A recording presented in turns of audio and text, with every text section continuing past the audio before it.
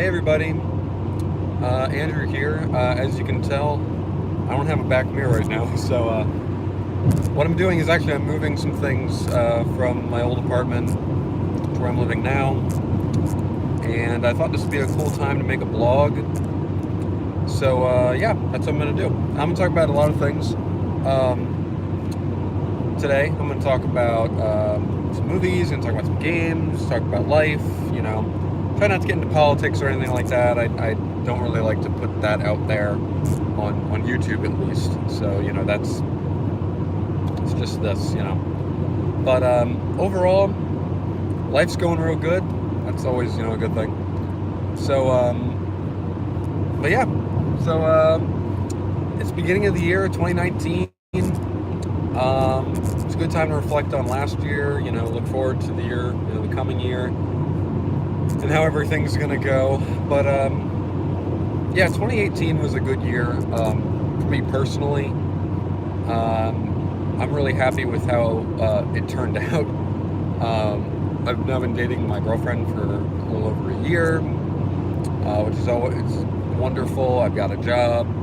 I'm done with school for the time being. It's nice. It is a nice thing. There's some stability in my life now, and a lot of just good things happen. So that's always a good thing. Whenever you can reflect on the past year and be like, I just got progressively better.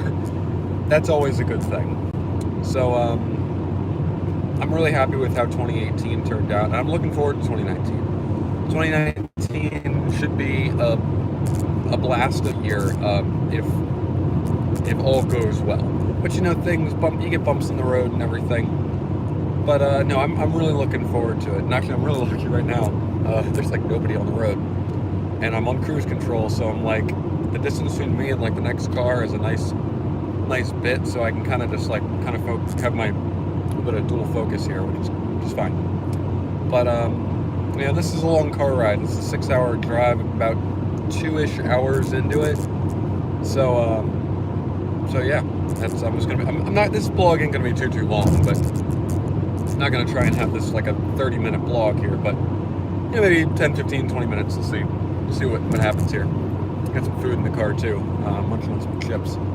So overall, let's talk about movies in 2018. Let's just start there. Good year, pretty good year.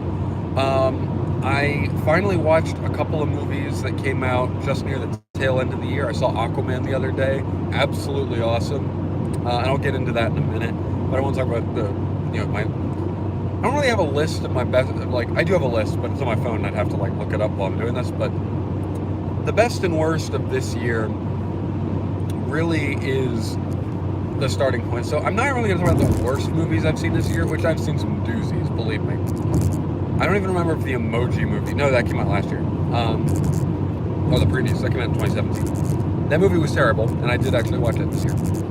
But A Wrinkle in Time was not that good, and personally, to me, I wasn't a huge fan of Venom. Venom was fine. It's one of those, this is going to be one of those, cult movies, but it's not, in a good way. You also have the latest Pacific Rim wasn't particularly great.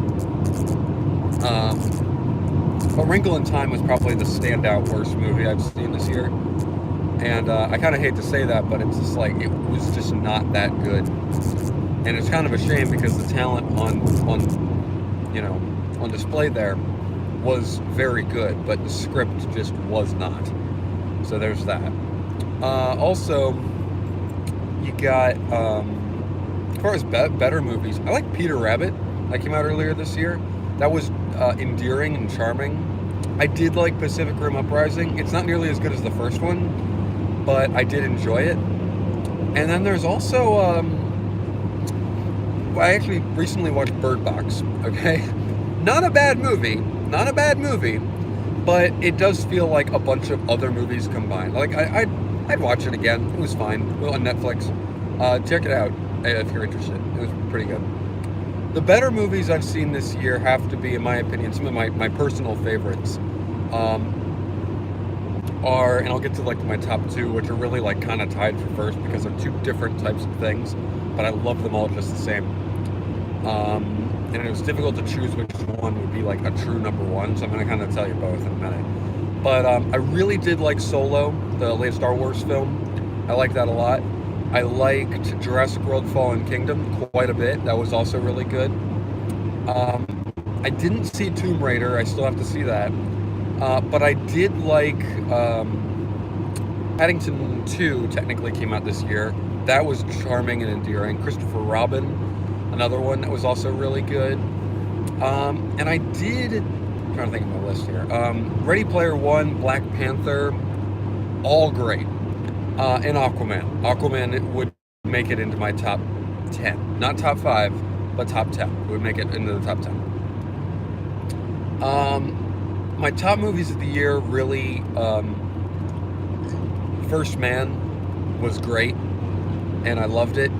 That film, I walked out of that film feeling inspired because of, I've always been interested in space exploration and all, you know, and astronomy and all that stuff. It just, I love Apollo 13 and The Right Stuff and even Hidden Figures that came out a year or two ago. Both great, all great movies. And I really, really liked those. But I gotta say, First Man takes it to a whole nother level, comparatively. And I really, really liked it. The cinematography in it is unique and interesting, and the character study of Neil Armstrong is also very well done. I loved it. Avengers Infinity War also makes it into the top 5. That was a great film. Absolutely loved it. I don't know about, I mean, Infinity War is a difficult one because it's pretty straightforward, but it's also the culmination of so much with these films that I can't help but think it's like the best superhero movie you've ever seen. And to me, it kind of is. It's fantastic. I can't wait for Endgame. That's one of my most anticipated of next year. I have a couple anticipated ones. That's Star Wars, you know, and a number of the superhero films, and Glass, obviously. But usually, like, as the year goes along, you're like, oh yeah, there's this that's coming out. So, you know, I kind of can't wait to see what else comes out in the coming year. But my top 2 films of the year, and I don't know what I would put ahead of what, but I've seen each a few times, are Mission Impossible Fallout and A Quiet Place. Those are my 2 favorite movies of the year. And I say that because they're so good. Fallout has everything a Mission Impossible movie should be, and then some. And it's just awesome. Just an awesome movie. And I loved it. I really, really loved it. Well, A Quiet Place is everything a thriller horror should be. And John Krasinski did a fantastic job, and so did Christopher McQuarrie, who made Fallout. Tom Cruise, I thought it's the best Mission Impossible movie I've seen, and it's one of my favorite movies of the year, along with a number of other people I agree with, you know, said this is the best movie of the year. And I'm like, you know what? I mean, I agree. Like, it's my favorite action movie of the year, but it's by far my favorite Mission Impossible movie. It probably has some of the best action cinematography I've seen. That and Aquaman have the best, like, action cinematography of the year. While I also would have to say that this was just a cool year in movies. A Quiet Place was so interesting, and I own both of them on 4K, by the way, too, so there's that. And I loved every second of those 2 films. The acting in each is superb. The action, the cinematography, the design of each film is great. And just knowing how, you got to think to yourself, both are good concept films. A Quiet Place is a great concept film. Somebody came up with, the writers came up with a fantastic idea, and Krasinski made a fantastic film that on a sound and visual level work magnificently, and so does Fallout. So those are kind of tied for my top spot. for 2018. But 2018 was a really fun year, and I did really enjoy it. And for what I got out of it, you know. So there is that. Overall, I really like 2018 as far as films go, and it has some of my favorite films I've seen in it. They're all just some real good gems this year. So I'm really happy that. And Deadpool 2, honestly, that was one I was just thinking about. That one just didn't capture me as much as the first one did. I liked it, but I didn't love it. So there's that. Now, let's get into Aquaman for a minute here. Aquaman, this is I'll do a little bit of a non-spoiler than spoiler here. So I'll, you know, you can watch the first little bit. I'll flash up when I'm like, oh, spoilers, okay? So as far as non-spoilers go for Aquaman, it's awesome. Visually, it's really, really good. And a movie that is, frankly, filled with CGI, okay? But it needs to be, because it obviously takes place like half underwater. The film has some weird tones and some weird conflicting beats to it, and just like, they kind of bounce from point to point to point. But like, the movie is so outlandish and weird and just fun. And in the spoilers, I'll get to a thing that's in this movie that it's just like, that's why I'd go see this movie again. There are things in this movie I've never seen before, and frankly, I can't help but think this is going to be one of those. This is the most like visually interesting movie I've seen in a long, long time. So, you know, that being said, I loved it. I don't want to give it a number necessarily, as far as like a grade, but I would definitely go see this in the theaters. I'm definitely going to go see it again. I almost kind of want to see it in IMAX and then see it in 3D as well. Hopefully, like, IMAX 3D is a thing for this as well. But like, I'd love to see it in both IMAX and 3D, because in IMAX it opens up for a number of scenes, and it also the 3D in it apparently is also really good. So I'm interested in seeing it in that. I've hit and miss. Actually, 3D this year, Ant-Man and the Wasp, another movie I didn't mention, but 3D this year has been fun to go see. I saw Jurassic World: Fallen Kingdom and Ant-Man and the Wasp and Infinity War, all in 3D, and I like each film in 3D very much. I love 3D. You know me, that is my thing. I love 4K, but 3D adds that extra dimension to it. And no, yeah, I loved Aquaman. The acting in it's real good. The story's pretty good. It's a pretty simple story, but like, there's not a lot of like twists and turns in it. But it didn't need to be. There are beats that I saw coming a mile away, but I was really happy when I saw them coming. And I knew, like, because there are emotional payoffs in the film, you know, like in any movie. So there's good emotional payoffs that, like, I saw coming from like a mile away, but at the same time, it was still satisfying to see or feel to it. And the music's great too. Cinematography, the action, I mentioned that earlier. The action cinematography in this film is incredible. I mean, you're getting some of the best action. James Wan did a fantastic job with this film.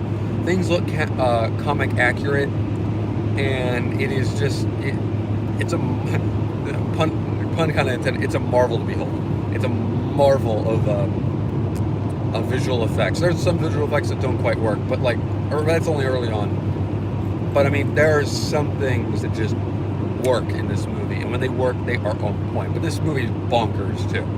Like, this is also the best third act in the movie I've seen, in a superhero movie, mind you, that I have seen, maybe excluding Infinity War. It's the best third act I have seen in a superhero film in a couple of years. That's all I'm going to say. Because it was awesome. It was awesome. Overall, it was great. Now, spoiler talk here, just for a minute. So, spoilers. I'll count down. Spoilers. Okay, so if you want to stop it here for a second, you know, fast forward a bit, I'll flash up when I'm, you know, back to talking. Spoiler talk here. So we have. I really like the chemistry, and I really like the kiss. I can't believe I'm starting here, but like the kiss between Aquaman and Mera was also visually impressive with the explosions in the background. That was awesome. The drumming octopus before the Ring of Fire sequence was awesome. The whole Ring of Fire thing was pretty cool too. I like the way they talked underwater. That's not really spoilery, but like I'm just kind of rambling now. But I like how they talked underwater. I like the visual effects on their hair. That was great. Julie Andrews voicing the that giant sea monster was pretty cool. The fact that Orm live, I like that the villains live in the film. I loved Ocean Master. I love that his eyes were expressive in the on that when he was wearing that mask. This movie has laser sharks, which are awesome. This movie has people riding seahorses and laser sharks and awesome like sea animals in a massive underwater battle that is just incredible. Again, the fact that every character's costume looks comic accurate, like Aquaman's costume, which is a dopey looking costume in the comic. All right, cut out for a second. Kind of driving through some not great area as far as reception goes here, but anyway, I like the chemistry between Aquaman and Mera. Willem Dafoe, awesome. Come on, he's always great. Dolph Lundgren, he was great. Going to all these different kingdoms was also pretty cool too, and where they go. And I like the scene. Again, all the action scenes were great. Black Manta, I didn't really talk about him a lot. The opening with him was neat, and I like Black Manta as a character. Obviously, they're setting him up for a future movie, but with the way they did his character, where he was teaming up with Ocean Master, I actually liked quite a bit. So I didn't think that they did a bad job with that. I like how he was teaming up with him. So that kind of made like them both have a purpose in the film. But the fact that Black Manta's like, I need a bigger helmet, and then his helmet is actually huge, like ginormously huge. But like, you know what? It makes sense. I love that they made some sense of those things. I liked the humor in the movie. It was good. There were some good jokes. Not a ton, but I liked when Aquaman and Mera were in like Tuscany or whatever, or when Sicily. Sorry, when they were in like Sicily in that like seaside town, and they're trying to like figure things out. There's also like a trope that I noticed throughout the film where action beats would start with an explosion that would come out of almost nowhere. Yeah, on an action beat and thing, it would kind of come out of nowhere. An explosion would happen and boom, action beat.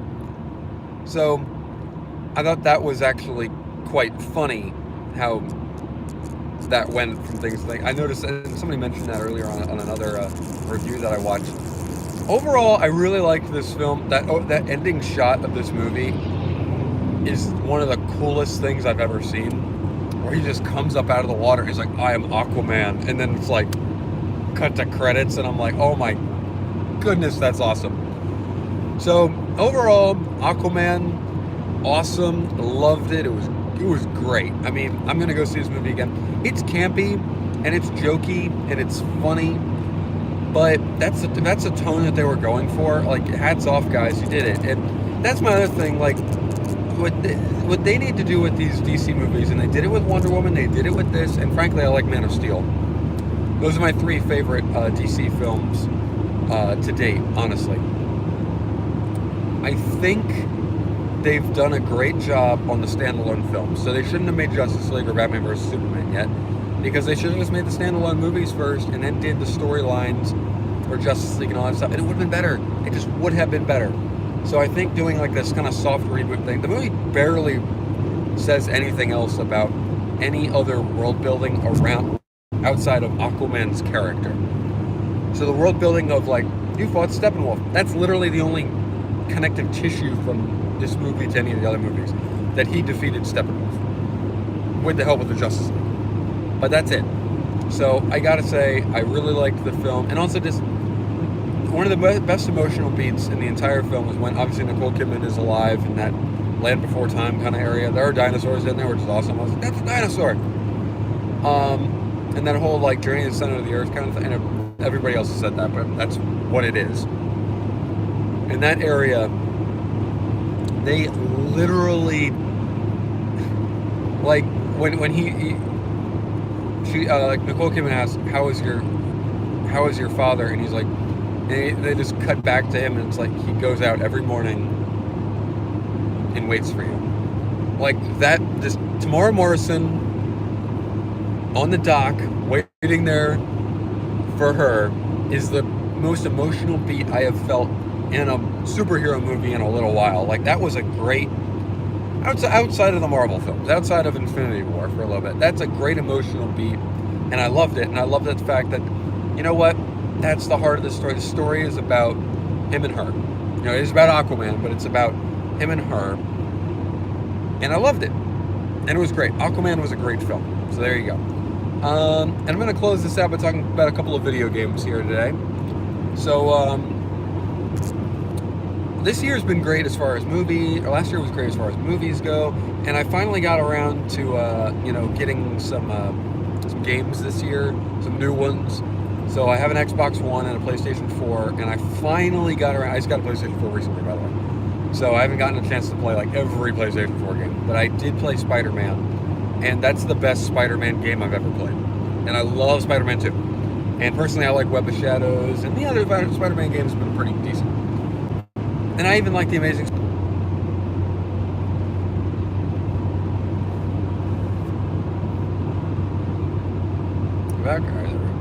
This thing keeps cutting out, so I'm getting close to civilization here, so I don't know why it keeps doing that. But anyway, I loved Spider-Man for PS4. Great game, fantastic game, and that game really just cemented for me that, you know what, it's a great Spider-Man story, and the gameplay is incredible too. And on PS4, it looks incredible. I haven't blown it up to a 4K TV yet. I will probably do that when I get home. But it was great. Fantastic game. Love it. Best Spider-Man game to date. So, I mean, yeah. And I gotta say, like, as somebody who's been playing Spider-Man 2 for the last 10 years or whatever it's been, more than, you know, I mean, the game's incredible. I mean, Spider-Man, the original Spider-Man 2 game is great. But what they were able to accomplish with this new Spider-Man game is head and shoulders. It's like the next level, you know, of it. I love all the customization. I love the gadgetry. I love it. It plays like Arkham, and I did play Arkham Knight this year actually on Xbox. And I was playing it. I was like, this feels like Spider-Man, but not as good. You know, to me, I think Spider-Man's gadgetry is better equipped than for certain things. And I like the way Spider-Man moves compared to Batman. Batman kind of like pinballs around at times. And not to say that like Arkham Knight isn't a good game. It's a really good game, but I prefer Spider-Man in that style of combat in the Spider-Man game to the Arkham games. So that's just me. Other games I was playing more this year, No Man's Sky came to Xbox, which is awesome, and it's a lot of fun, and it's great, and I really enjoy it. I really, you know, I really enjoyed that game. I'm still playing it. I'm base building at this point. I almost like just don't want to leave the sector that I'm in, because I can go to the center of the universe. I might just start up another save file and then do that, because I don't want to do it on the current save file that I have, because I got like 100 hours in that save file, and I kind of don't want to mess up that. Spider-Man personally is actually my favorite game of the year, by the way, going back to that. But Red Dead Redemption 2 is long, it's slow, and I love it.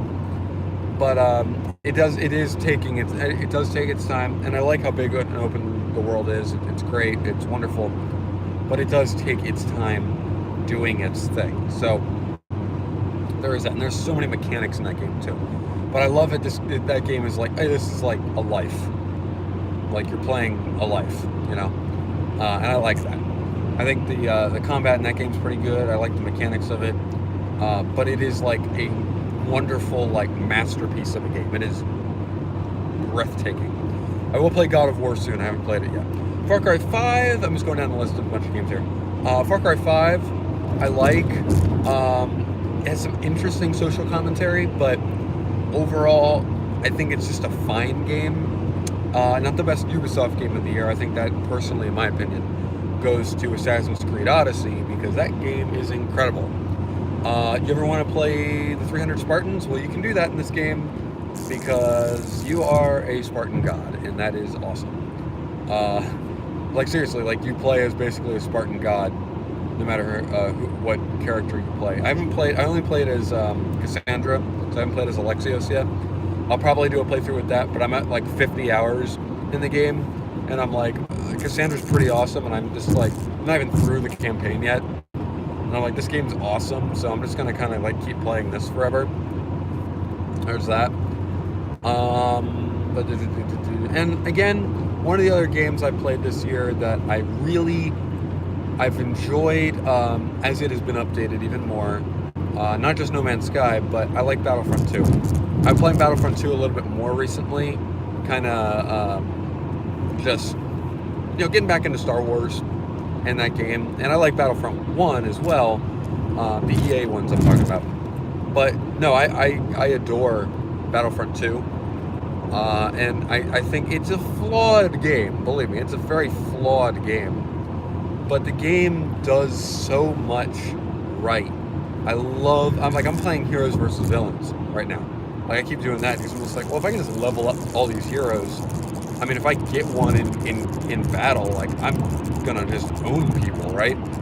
And I really like the way the game plays. I like the way it handles the. They've really made some nice improvements to it. I can't wait for this new battle mode to come up. I also played Fortnite this year, speaking of battle modes. Fortnite's fun. I like it. But then again, like, one of the best things this year for me, Battlefront it's a game that I keep coming back to. I find myself keep coming back to it. So, again, looking forward to next year. As far as, a lot of things go. Games, I don't know if it's going to be another big year in games, but, we'll see. Last of Us 2, I believe, comes out. So, might have to pick up that. But, I also got into Assassin's Creed this year. So, a lot of new things getting into. I finally watched, like, earlier this year, I finished Game of Thrones. I'm all caught up on Game of Thrones. I can't wait for Game of Thrones in a few months. That's going to be awesome. As far as shows go, there's some good ones on TV. Nothing great. Sports was a down year. The Ravens lost yesterday in a real gut punch of a game. But overall, goodbye 2018. It was a great year. For me personally, it was a pretty good year. It was a good year for me. But I hope everybody has a great 2019. Started out pretty good so far. And yeah, I bid you all adieu. And this is the first of my Andrew Furity blog. But then maybe when I'm in the car, maybe when I'm not. We'll see, but I kind of want to just get a lot of 2018 things off my chest. But yeah, y'all take care. Have a wonderful 2019, and I hope to see y'all on these future vlogs. And at the end of the year, when I do a whole year in review, hopefully we'll have some good movies. Hopefully the Avengers will be great. Hopefully Star Wars will be great. And hopefully a lot of things will turn out real good for not just me, but for the world and all of you guys. So have a wonderful 2019. Catch y'all later. Bye.